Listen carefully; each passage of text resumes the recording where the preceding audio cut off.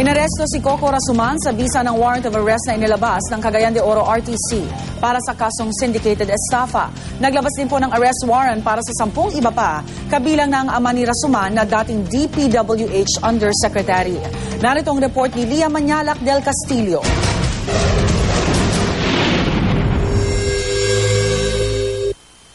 Hindi nanlaban si Jacob Coco Rasuman nang arestuhin ng pulis at NBI sa kanyang bahay sa White House Poblacion sa Marawi City. Si Rasuman ang umano'y leader ng Rasuman Investment Group na nasa likod daw ng isa pang multi-million peso investment scam sa Mindanao.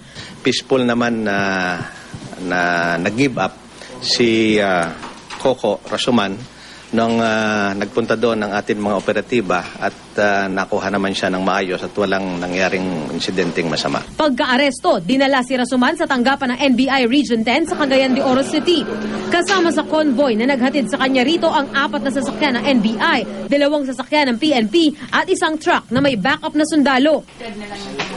Dito sa NBI Region 10 office, eksklusibong nakuna ng GMA News ang pagsailalim na Rasuman sa medical check-up.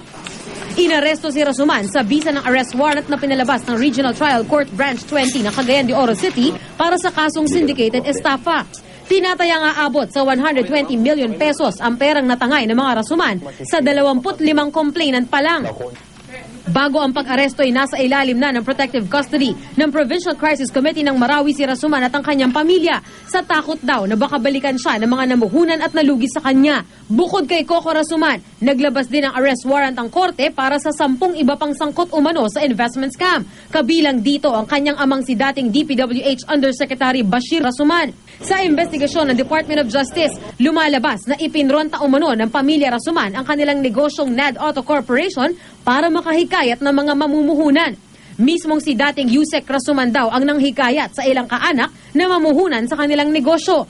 Sinikap namin siyang hinga na reaksyon pero hindi niya sinagot ang mga tawag ng GMA News.